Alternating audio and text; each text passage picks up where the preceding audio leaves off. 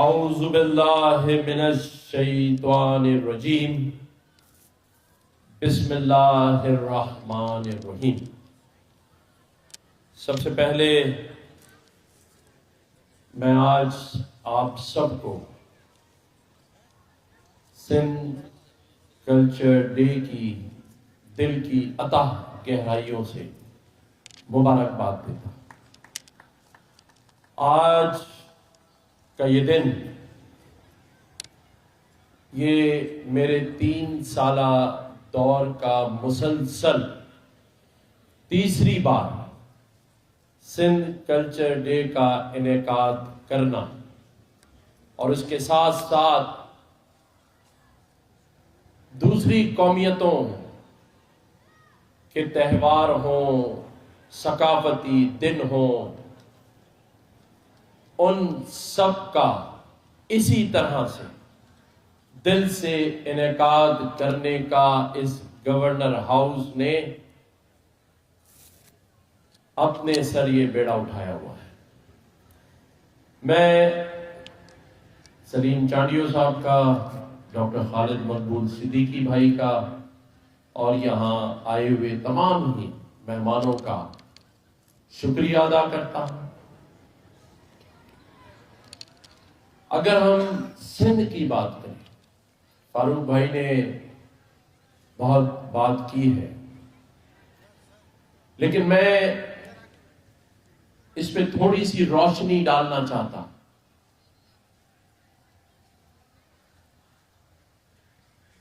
سندھ کی تاریخ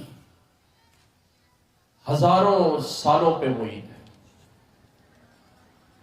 یہ آج اور کل کی بات نہیں ہے۔ سندھ اپنی ثقافت،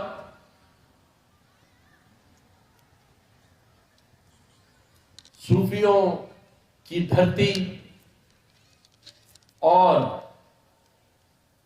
تہذیب کے حوالے سے ایک تاریخ رکھتا ہے۔ اگر میں یہ کہوں کہ پاکستان میں سندھ اور اس کا دارالخلافہ کراچی وہ شہر ہے جہاں ہر قومیت، ہر مذہب سے تعلق رکھنے والا شخص اس سندھ اور اس کراچی کی آغوش میں بیٹھا ہوا ہے۔ فاروق بھائی، درست یا غلط؟ پورے پاکستان میں یہ واحد مثال ہے کہ سندھ اور اس کے دارالخلافہ کراچی کے اندر ہر تہذیب، ہر مذہب کے لوگ مل جل کر رہتے ہیں۔ یہ ہے سندھ کی دھرتی۔ اور اگر میں صوفیاء کرام کی بات کروں تو حضرت لال شہباز قلندر ہوں، سچل سرمت ہوں، یا شاہ لطیف عبد البٹائی ہوں، جن کی تاریخ جہاں سے ملتی ہے اس کی مثال نہیں ملتی۔ اگر میں یہ کہوں کہ سندھ، جسے باب الاسلام کا نام دیا گیا کیونکہ محمد بن قاسم نے اسی سندھ سے، آزاد بھائی اگر میں غلط کہہ رہا ہوں تو اس خطے میں اسلام پھیلا، اسی لیے سندھ کو باب الاسلام بھی کہتے ہیں۔ یہ اس دھرتی کی بات ہو رہی ہے، اس دھرتی کے کلچر ڈے کو منانے کی بات ہو رہی ہے۔ غلط نہیں کہا فاروق بھائی نے کہ جیے سندھ، جیے سندھ وارا جیا، اس لیے کہ یہ سندھ کی دھرتی ایسی ہزاروں مثالوں سے بھری پڑی ہے جسے میں کئی گھنٹے تک بیان کر سکتا ہوں۔ اگر بات تہذیب کی ہو تو پھر موئنجو داڑو سے بڑی تہذیب پورے پاکستان میں یا پوری دنیا میں نہیں۔ غلط کہہ رہا ہوں سے کہ آج موئنجو داڑو اس دنیا میں تہذیب کی مثال ہے، اور اگر صوفیاؤں کی بات کروں تو حضرت لال شہباز قلندر قلندروں کی مثال ہے۔ اور پھر کلچر جو کہ رنگوں سے بھرا ہوا ہے، چاہے اجرک کے رنگ ہوں یا اس ٹوپی کے رنگ ہوں۔ تو ثقافت بھی رنگوں سے بھری ہے، اور یہ سندھ جو کہ ایک ماں کی حیثیت رکھتا ہے۔ سیاسی اختلاف ہو سکتا ہے، میری پارٹی اور میری قومیت اور جسے مجھ پہ بھی مجھے فخر ہے، لیکن سندھ دھرتی کا بیٹا ہونے پر کسی کو اعتراض نہیں ہونا چاہیے، اور میں بحیثیت گورنر سندھ بھی اور بحیثیت کامران جسوری بھی اس سندھ دھرتی کا بیٹا ہوں۔ کچھ لوگ سمجھتے ہیں کہ اگر ہم کراچی کی جماعت سے تعلق رکھتے ہیں تو کیا سندھ پہ ہمارا حق نہیں؟ بالکل حق ہے۔ جب دعا کے لیے لال شہباز قلندر جاتے ہیں اور جب خوشیاں مانگنے شاہ عبداللطیف بٹائی پر جاتے ہیں تو یہ کہتے ہیں کہ میں اس شہر، اس سندھ، اس صوبے کا بیٹا ہوں، اور انشاءاللہ تعالی بحیثیت گورنر سندھ تمام قومیتوں کے لیے اس گورنر ہاؤس کے دروازے کھلے ہیں اور انشاءاللہ تعالی کھلے رہیں۔ اور اس کی مثال گورنر ہاؤس میں 50,000 بچوں کا آئی ٹی کے ایڈوانس کورسز اسی گورنر ہاؤس میں۔ کہتا تو کوئی اور تھا کہ یونیورسٹی بناؤں گا، لیکن اللہ تعالیٰ نے اس دھرتی کے بیٹے کے نصیب میں لکھا تھا کہ 50,000 بچے پڑھ رہے ہیں، اور اس میں 16,000 بچے سندھ سے تعلق رکھتے ہیں، سندھی زبان میں، باقی بھی قومیتوں کے بچے۔ کوئی تفریق نہیں ہے، سیاسی تفریق ہو سکتی ہے لیکن صوبے کی تقریب نہیں ہے، تفریق زبان کی تفریق نہیں ہے، محبت میں کوئی تفریق نہیں ہے۔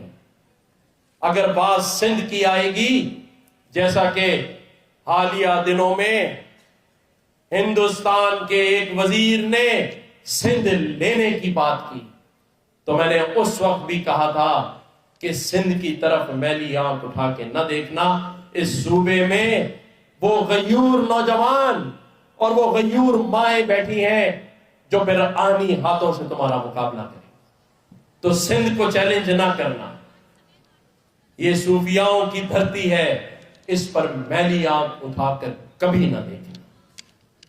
تو اللہ تعالیٰ کا شکر ہے کہ بحیثیت گورنر سندھ میں نے کوئی تفریق کبھی نہیں کی، اور اس کی مثال آج تیسری بار سندھی کلچر ڈے کا اس گورنر ہاؤس میں منانا اور میری فیملی کا بھی اس میں شریک ہونا، یہ اس بات کا ثبوت ہے کہ ہمیں اس صوبے سے، اس دھرتی سے پیار ہے۔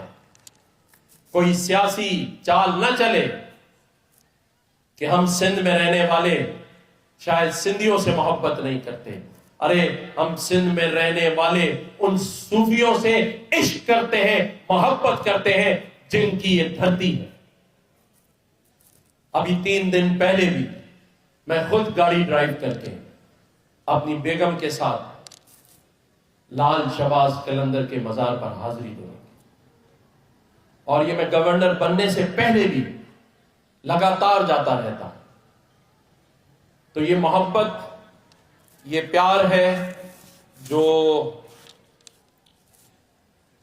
اس گورنر ہاؤس سے اپنے لوگوں کے لیے ہے۔ اور یہاں بیٹھے لوگ کبھی آزما کر دیکھ لیں کہ اس گورنر ہاؤس کے دروازے پر ہم نے ایک امید کی گھنٹی لگائی ہے۔ اس امید کی گھنٹی کو 24 گھنٹے کوئی بھی شخص، کسی بھی قومیت کا شخص، کسی بیماری میں ہو، کسی مجبوری میں ہو، کسی ایمرجنسی میں ہو، آ کر بجا سکتا ہے۔ وہاں کوئی قومیت نہیں پوچھی جاتی۔ چیک کر لے میرے صحافی بھائی، سندھی ہو، بلوچی ہو، پنجابی ہو، پختون ہو، ہزارے وال ہو، کشمیری ہو، گلگتی ہو، بلدی ہو، ہم نے سبھی کے لیے اس گورنر ہاؤس کے دروازے کھولے ہوئے ہیں اور انشاءاللہ تعالی آگے بھی کھلے رہیں گے. میرا ماننا ہے کہ یہ منصب اور یہ عزت صرف میرے اللہ تعالی کی ہی طاقت ہے جو وہ یہ نوازتا ہے اور دیتا ہے اور پھر امتحان بھی لیتا ہے. یہ وہ چیز نہیں ہے کہ یہ میں نے اپنی کوشش سے حاصل کر لی. اگر اللہ تعالیٰ نے اس منصب پر بٹھایا ہے تو میں یہ بتانا چاہتا ہوں کہ عوام کی امیدوں پر انشاءاللہ تعالیٰ میں پورا اتروں گا. چاہے ہمارا راشن ڈسٹریبیوشن ہو، اب تک ان 3 سالوں میں 1,10,00,000 سے زائد راشن باکسز کا بٹنا، یہ اللہ تعالیٰ کا انعام ہے. یہ اللہ تعالیٰ کا ایمان ہے کہ اس نے مجھے اس قابل کیا، اتنی ہمت اور طاقت دی. آج اسکالرشپ ہو یا لیپ ٹاپ کی ڈسٹریبیوشن ہو، موٹر بائکس کی ڈسٹریبیوشن ہو، میرا اللہ جانتا ہے کہ بغیر قومیت کے، بغیر نسل کے، بغیر مذہب کے ہم نے میرٹ پر لوگوں کو یہ سب چیزیں دی. کیونکہ مجھے یہاں اپنی پارٹی کو اور اپنے لوگوں کو خوش کرنا منحصر نہیں ہے. میں فقط صرف اللہ تعالیٰ کی ذات کو خوش کرنے کے لیے یہ سب کام کرتا ہوں، اللہ تعالیٰ کی رضا کے لیے یہ سارے کام کرتا ہوں. اسی لیے اللہ تعالیٰ نے مسائل بھی بہت ہیں، لیکن اس سے ہم لڑ رہے ہیں اور انشاءاللہ تعالیٰ سیاسی لڑائیاں جاری رہتی ہیں.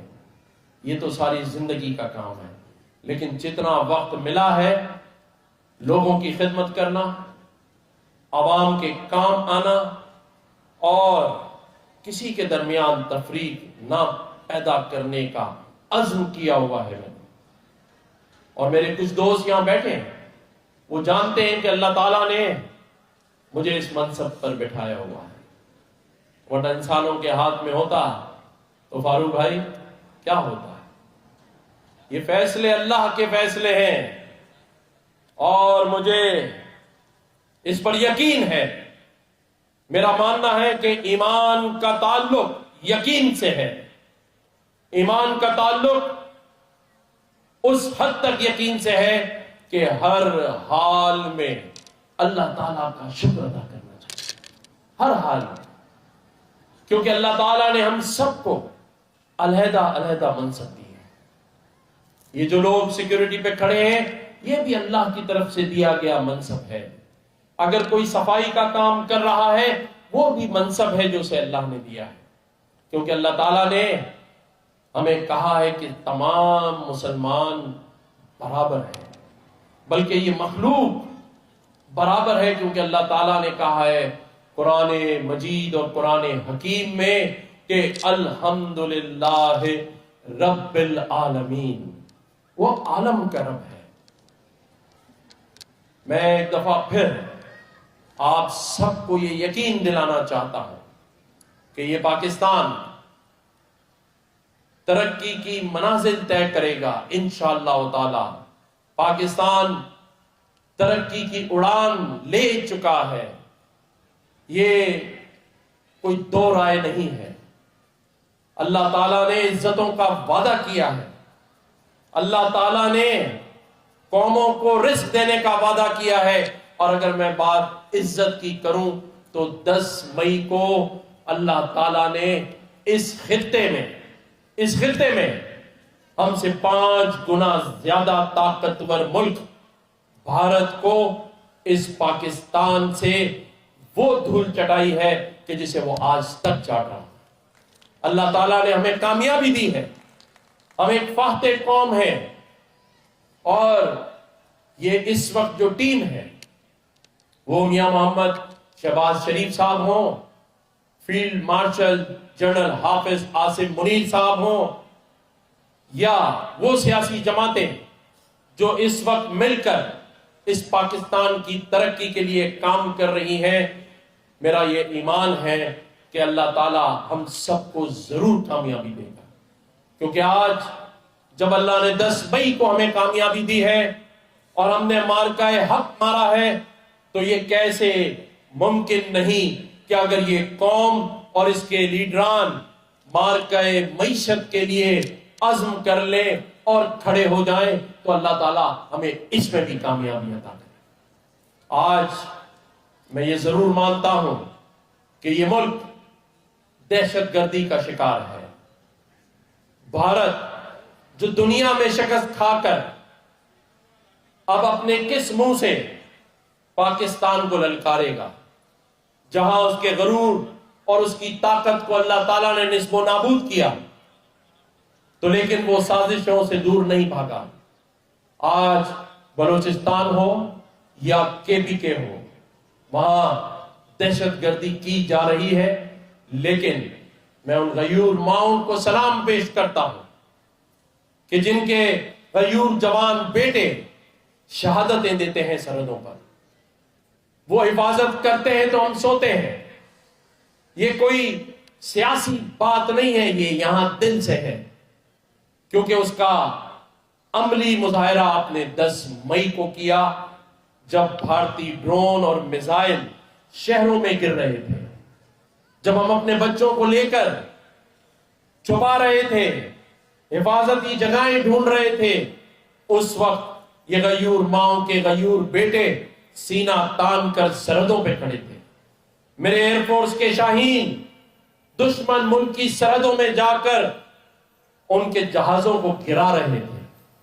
آج اللہ تعالیٰ نے ہمیں ایک فیلڈ مارشل دیا جو حافظ قرآن ہے، اور میرا ایمان ہے کہ جو حافظ قرآن ہوتا ہے اس کے دل میں قرآن ہوتا ہے، اور انہیں اب اللہ تعالیٰ نے موقع دیا ہے کہ وہ پاکستان کو جس طرح مضبوط دفاع سے آگے لے کر چلے ہیں، اسی طرح میاں محمد شہباز شریف فیلڈ مارشل اور وہ تمام سیاسی جماعتیں، ان کے لیڈران پاکستان کی معاشی ترقی میں ایک دوسرے کا ساتھ دیں، تاکہ 24 کروڑ عوام جو کہ منتظر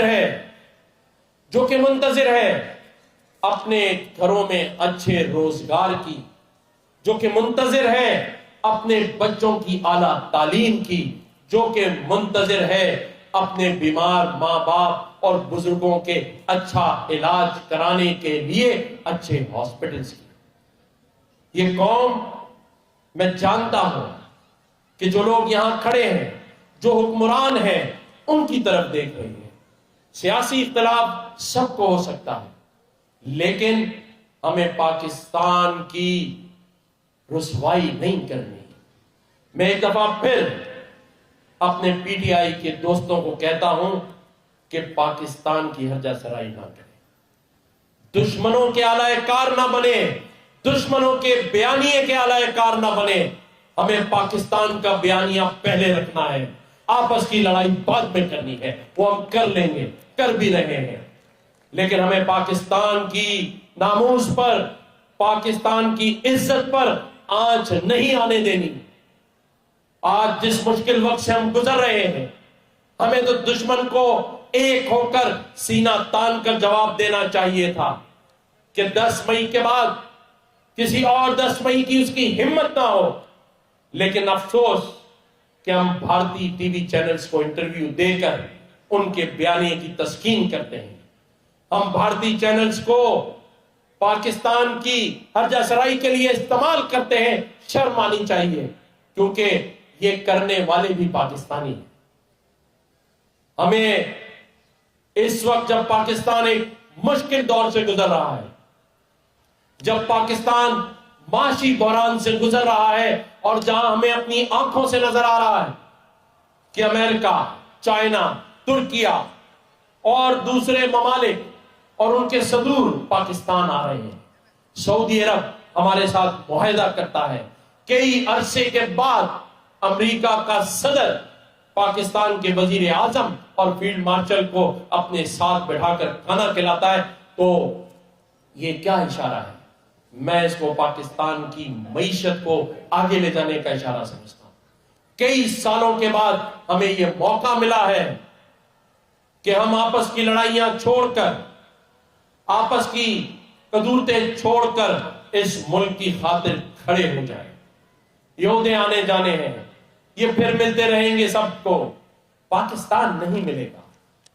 آج پاکستان نے ان 77 سالوں میں کئی قربانیاں دی ہیں, لیکن میں اس بات کا بھی یقین رکھتا ہوں کہ بہت سارے تجربوں کے بعد بھی اللہ تعالیٰ نے, کیونکہ اسلام کے نام پر یہ ملک ملا, جیسے میں نے کہا یہ سندھ باب الاسلام کہلایا, اسلام یہاں سے اس خطے میں پھیلا. یہ 24 کروڑ لوگ رمضان المبارک میں حاصل کیے گئے 27ویں شب کو حاصل اس ملک میں 24 کروڑ لوگوں کے ساتھ رہ رہے ہیں. یہ فیصلے سوچ سمجھ کر کرنے ہوتے ہیں. اس ملک میں ایسے لوگ جو جا کر باہر بیٹھ گئے, ایسے رپورٹنگ کر رہے تھے پچھلے ہفتے جیسے وہ پاکستانی نہ ہو بلکہ انڈین ایجنٹ ہو.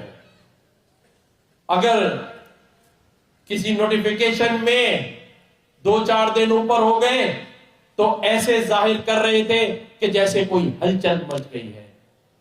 ارے بھائیوں, یہ اس ملک میں ایک ایسا نیا نظام آیا جس کا نوٹیفیکیشن ہونا تھا, جس میں ڈیفنس منسٹری, لا منسٹری اور تمام ادارے قانونی نو پلگ چیک کر کر اعتماد اور یقین کے ساتھ ایک کام کرنا چاہتے تھے.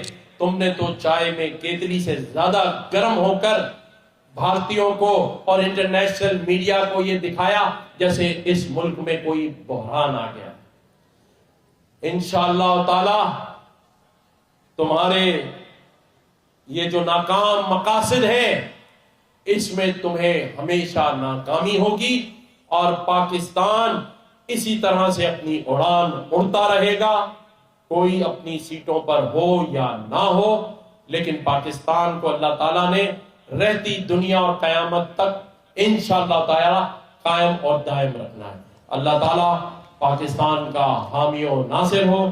ایک دفعہ پھر میں اپنے تمام اس صوبے میں رہنے والے تمام لوگوں کو سندھ کلچر ڈے کی مبارکباد دیتا ہوں. شکریہ.